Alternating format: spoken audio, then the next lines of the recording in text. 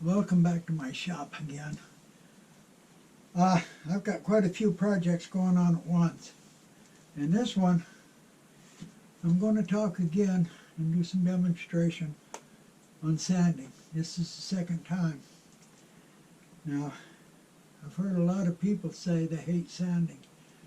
Well, if somebody hates sanding, then they're not sanding correctly. I know I'm going to get some arguments and everything else, but that's the way I see it, because sanding is actually fairly easy. I've done a demonstration, a live demonstration at the club on sanding. I took a good hardwood piece, took it from just turned down to really smooth like this. This one's been sanded in just a matter of a few minutes by going through all of the grits, starting with the grit I needed to take out tool marks or ingrain tear out. Whatever grit it takes, you start with that. Of course, that one takes a little time. That one may take a little bit, but start with the correct one, it'll take it out. And then just go one step at a time, just 2 quick passes with every other grit, all the way up. Now these have been sanded all the way up, and I've had the Scotch-Brite pads put on them. Anyway, I did a live demonstration, showed how easy it was. A couple of months later, was having some Saturday turnings, and one of the members said, well, I can turn so that I can start sanding at 220. Now he had a little turning. It was soft maple. It was about 3.5, 4 inches in diameter. It was shallow dish, real shallow. And of course, soft maple, it's hard to turn without getting ingrain tear out. Doggone G-Nats, I hate them. So he turned it, and I was looking at it, and I thought to myself, I didn't say anything, but I thought to myself, you better start with about 80 on that. Take out that ingrain tear out and get it smoothed out, get the final little shape, you know.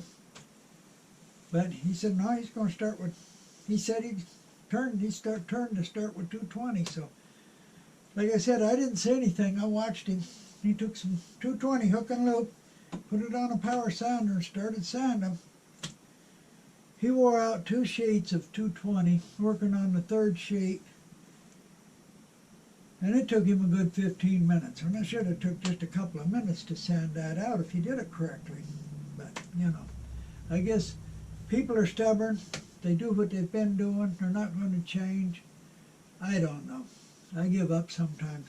But, believe me, sanding is easy. And if you live in North Carolina, there's no reason why you don't have all the sandpaper you need. I got sandpaper everywhere. It's so cheap. Good sandpaper. So I'm going to do, I've already done it, but I did a video while I was doing it. So what I'm going to do is take this bubinga, hardwood, very hardwood. I'm going to start with 80, just like it's got tear out. Of course, I'm going to get rid of any tear out before, but I'm going to give it a good sanding with 80 grit. Then I'm going to make 2 light passes with all the rest of the grits and take it all the way up. I took it all the way up in just a matter of a couple of minutes. All the way through the Scotch-Brite pads. Then of course I took this one over and finished it on the Beal buffer. That didn't take long either, but that's not part of this video. So, the thing about sandpaper, it's a cutting tool. Start with the correct grit. Start with the correct grit. Take your time and get the tool marks out, get the tear out, and then just go one step at a time, all the way up, just boom, boom, boom, boom, boom. Anyway, I'm going to show that in a video, and we'll go see the video right now. I'm going to go through all the grits. Okay, the first thing I'm going to do is take the 80 grit. I'm going to make sure you see me rough this up. Now it's been sanded with 80 grit. After that, I'm going to turn on the vacuum dust collector so I won't be able to talk much. but I'm going to go through all the grits, 100, 120, 150, 180, 220, 240, 280, 320, 400. Then I'm going to stop and we're going to wet it down. And I'm just going to make a couple of quick passes with each one, but I'm going to scratch it good with first with this 80. So I'm going to do right now.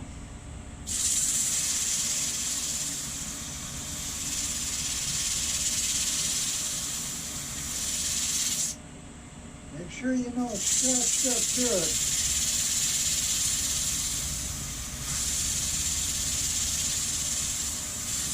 Just like if it had tool marks or tear out in it.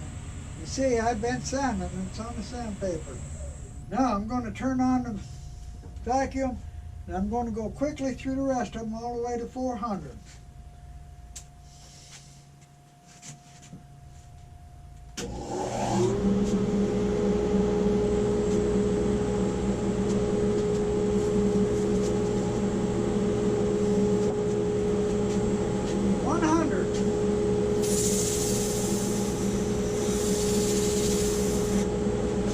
That's enough.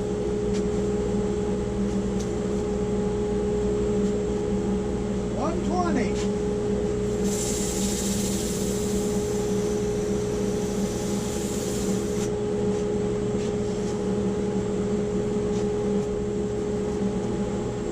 150.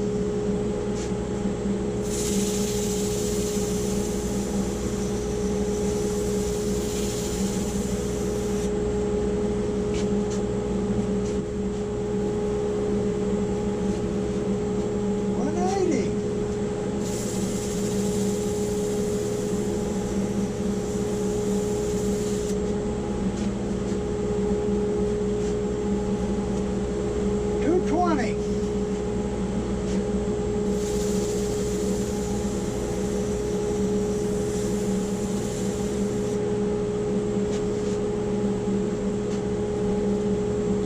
240.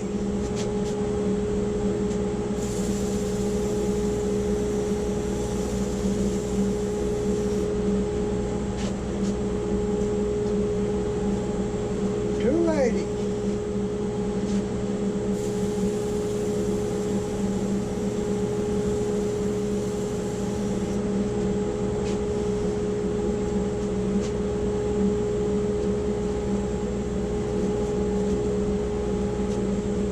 320.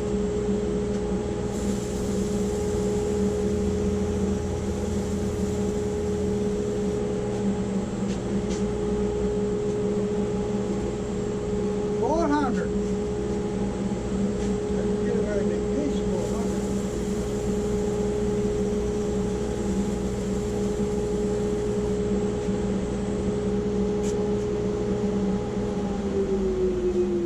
'm going to stop now and wet her down. It's pretty smooth right now. It's real smooth right now. And you see, I didn't wear out any sandpaper. Quick passes. It's all it takes, and this is hardwood. All the scratches are gone by doing it one small step at a time. Now I'm going to wet it down and we'll let it dry. Then we'll start with 400 again. I dampened it down with a wet paper towel just a bit. Let it dry. You can feel where the grains raised up a little bit on it. Brought all the fibers up that have been pushed down.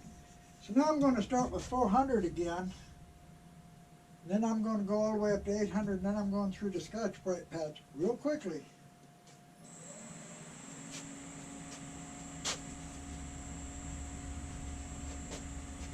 This is 400.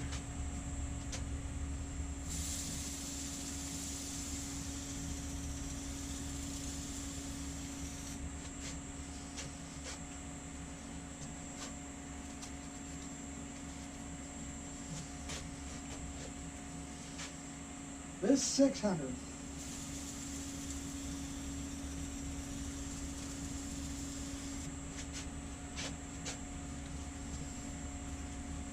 This is 800.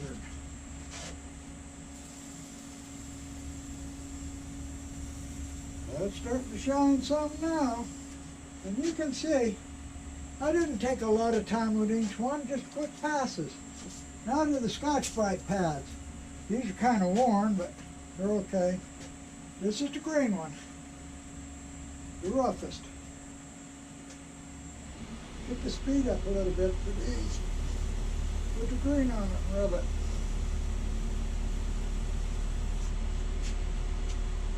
Okay? The purple one next.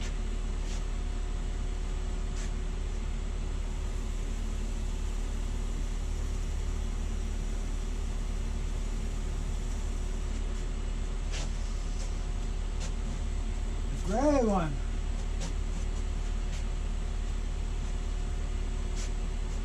These are equivalent to steel wool, but they don't leave pieces of steel in your work like steel wool does.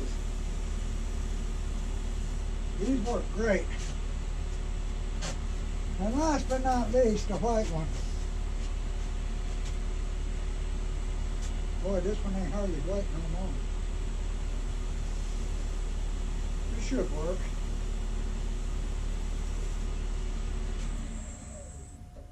Now look at the shine on that. And that didn't take very long at all. From 80 grit all the way up. And like I said, this is hardwood like a rock. Now I'm going to take this over to my Beal buffer. I got a 2 horsepower motor and a spindle over there. And I'm going to buff this particular one out with a Beal buffer and leave it finished like that. What I'm doing. We went from 40 grit to this much shine in a very, very small amount of time by going through all the grits up to 400, wetting it down, letting it dry, which didn't take long. I just dampened it a little bit, brought the grain up. Then going from 400 to 800 in the Scotch-Brite pads, get a good shine on it. Actually, that's a good enough shine there. Just a little wax and it'd be good to go. But I'm actually going to put this one on the Beal buffer. So, if you use sandpaper correctly, it is very, very easy to sand. Doesn't take any time at all. Don't waste your time trying to take out scratches with paper that's too light. Don't try and use paper 100 times after it's wore out. Use fresh paper. You don't have to wear the paper out. A couple of passes with each grit and you're good to go. So I'm going to go ahead and put this on the Beal buffer and buff it up. Alright, so sanding. The key to sanding is using good paper. Don't use wore out paper. Don't use paper that's been loaded up.